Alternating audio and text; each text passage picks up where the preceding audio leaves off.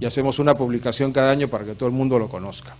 Y haya un diálogo, un intercambio, una retroalimentación que es muy importante. Sigamos.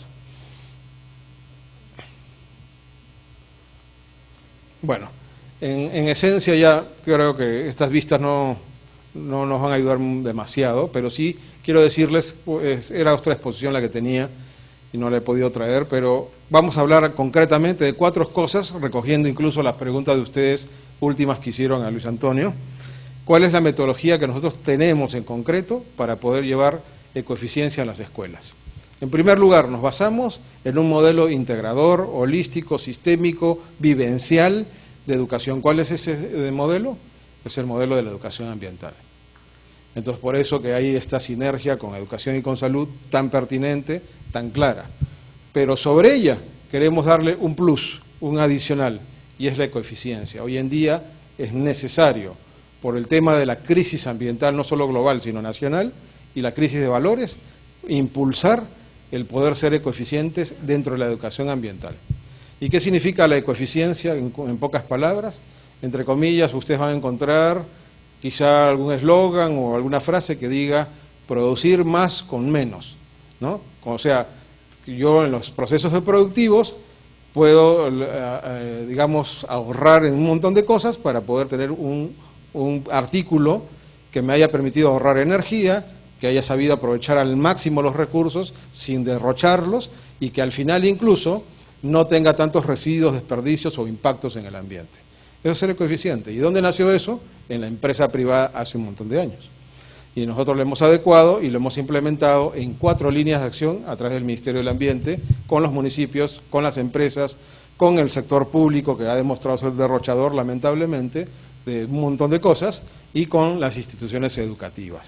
Pero también nos estamos proyectando a la educación superior, sobre todo universitaria, y también ahí tenemos una misión que ya hemos empezado y continuaremos. Bueno, y dentro de la educación superior también nos encantaría, de hecho, con la que es considerada no universitaria. Y también por eso también estamos acá, ¿no? ¿Verdad? Bien, sigamos. Ya.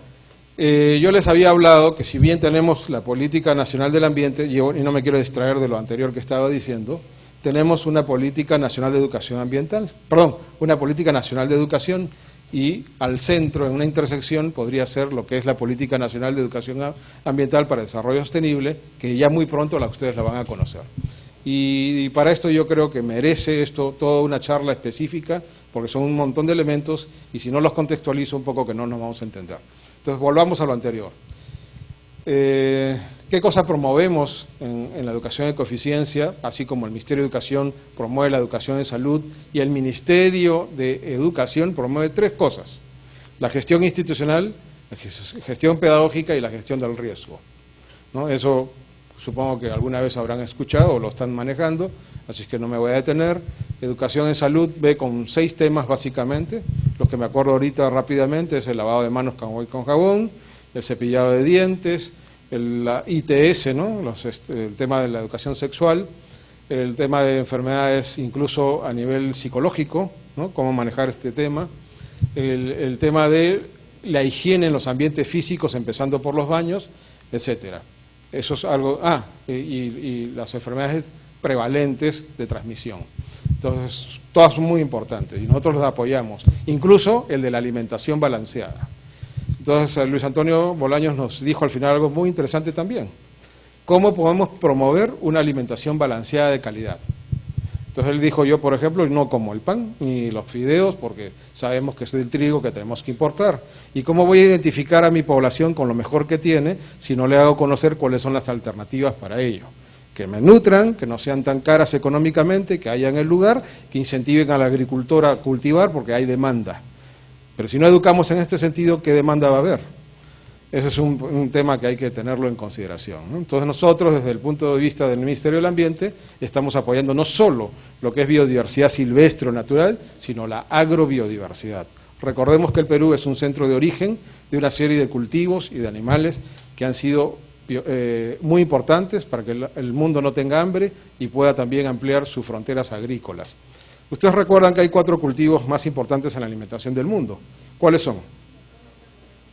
A ver. trigo, maíz, soya no, papa y arroz. De esos 4, ¿cuáles son centros de origen en el Perú?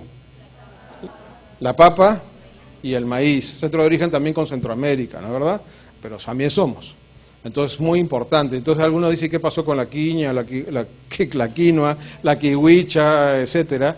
La mashua, el oyuco, etcétera. Todos son muy importantes. También exportamos, pero no tanto como los primeros. Entonces, eso es interesante. Incluso cuando algunos comentan, y esto de los OGM, los transgénicos, ¿cuál es la posición del ministerio? Entonces, nosotros ya hemos dado nuestra posición. Y el gobierno anterior y como este gobierno han ratificado que esta moratoria que hay ahora para aprobar ese reglamento es absolutamente justificada hasta que no concluyan los estudios de investigación que nos indiquen si realmente hay la corroboración de indicios hacia ciertos tipos de alergias y cáncer o no la hay. Entonces tenemos que tenernos unos 15 a 20 años más para poder tener esos estudios científicos bien desarrollados y nos digan qué cosa está pasando. Lo que sí no podemos tolerar y aceptar es de que hayan monocultivos de eso en los suelos del Perú. Primero porque no tenemos una extensión tan fértil de terrenos y además que si las tuviéramos sería un grave error como hace, y lo tengo que decir con nombre propio, Brasil o Argentina, cuando extiende tremendas extensiones para ahí sí cultivar soya y transgénica. ¿Cuál es el problema? Que es un monocultivo, y cuando es un monocultivo, ¿qué es lo que está pasando? Hay una superextracción de nutrientes específicos y de mucha agua, y por lo tanto me van a volver estériles ese terreno a la larga.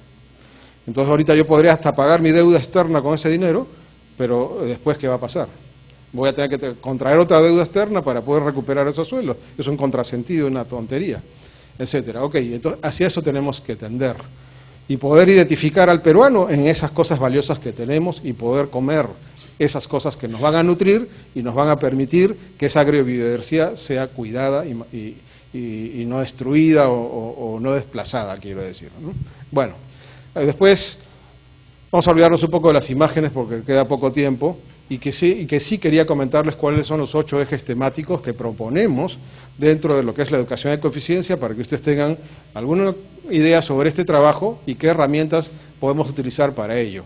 Por ejemplo, voy a empezar con la penúltima pregunta, o la segunda pregunta que se hizo, ¿qué opción hay con los econegocios? ¿Por qué hago esta observación? Porque nos hemos acostumbrado, incluso ustedes ahorita cojan una computadora y pónganse a revisar educación ambiental, o educación ambiental para el desarrollo sostenible, o educación para el desarrollo sostenible, y todas van a apuntar de que tenemos que, obviamente, superar la crisis ambiental, la crisis de valores que hay en el mundo, que para eso hay todo un proceso que va desde la desde una sensibilización y toma de conciencia, transmisión de conocimientos, desarrollo de habilidades o aptitudes que antes se decía que ahora se llaman competencias, para llegar finalmente a un compromiso de acción, una evaluación, una sistematización, etcétera, y tener los socios estratégicos. ¿Y para qué? Para identificar los problemas, poder hacer mis proyectos que me lleven hacia la solución de ellos. ¿Eso es así o no? ¿Eso es importante? Sí lo es, pero esa es la mitad de la historia, como siempre digo, y falta la otra mitad y el otro enfoque. Si yo estoy en un país de privilegio, como he dicho, con una gran responsabilidad, como también dije, pero también tengo que entonces tener otra visión de las cosas. Y no todos son problemas, sino también son oportunidades, ¿no? Mi país me ofrece en la costa, a través del mar más productivo del planeta, no nos olvidemos, a pesar de estar en una zona desértica, en la sierra ni hablar con todos los pisos ecológicos que tiene, lagos, lagunas, bosques, etcétera, en la Amazonía ni hablar, selva alta, selva baja y una cantidad de ecosistemas, un montón, una gran cantidad de oportunidades ambientales, tanto de los bienes, o sea, recursos naturales, como de los servicios ambientales que nos ofrecen para poder forjar, ¿qué cosa? Una cultura de emprendimientos ambientales, o sea, econegocios. Entonces voy a poner solo 3 ejemplos, porque si no me voy a llevar 5 horas explicando y no es correcto. 3 ejemplos, nada más. ¿Qué animalito está representando la fauna silvestre en el escudo nacional? Ya. ¿Y la vicuña es solo del Perú? ¿Sí o no? ¿Qué dicen ustedes? ¿Es solo del Perú? ¿Quién dice que sí? ¿Quién dice que no? No es solo del Perú, es andina. Pero entonces, ¿por qué está en el escudo nacional? Es correcto, la mayor población la tenemos en el Perú, casi un 85%, pero solamente por eso, no, por las características que tiene su fibra. ¿Cuáles son? Es la fibra animal más fina y cara del planeta Tierra. 10 a 12 micrones de diámetro. Cojan un pelito de vicuña, métanla al microscopio o al estereoscopio y observen. Van a ver un tubo transparente, muy delicado, que guarda el calor y no causa alergias. Y por lo tanto se vende en el mercado internacional a un excelente precio. ¿Tienen idea cuánto? ¿A cuánto se vende el kilo de fibra de vicuña?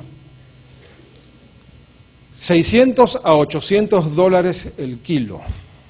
¿Ya? ¿Cuál es la población actual de vicuñas que tiene el Perú?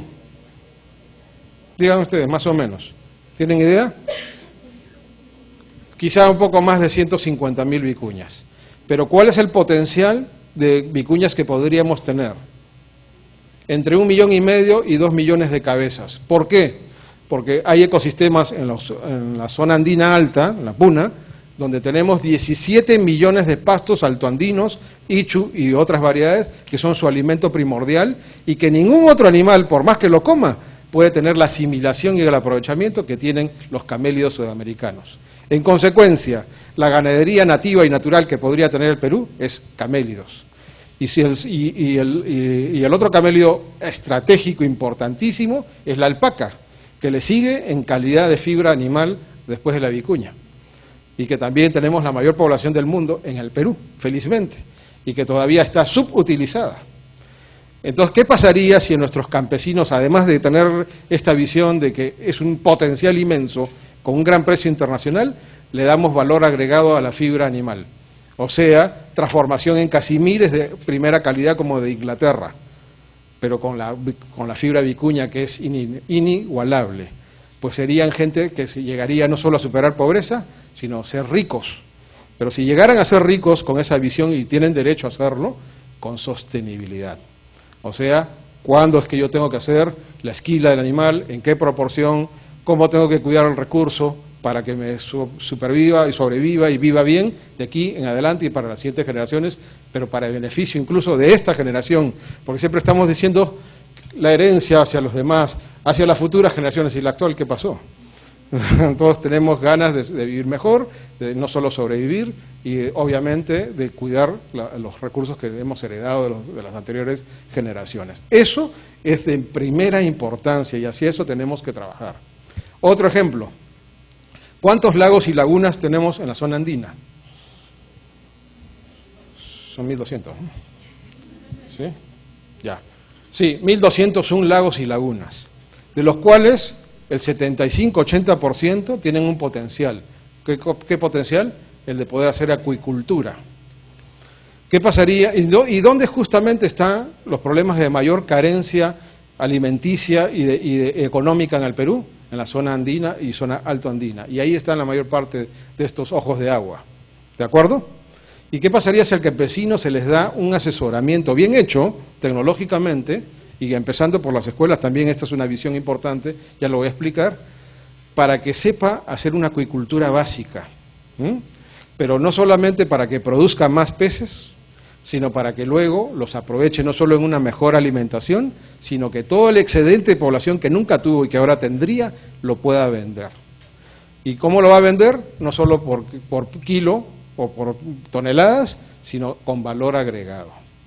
Seco salado.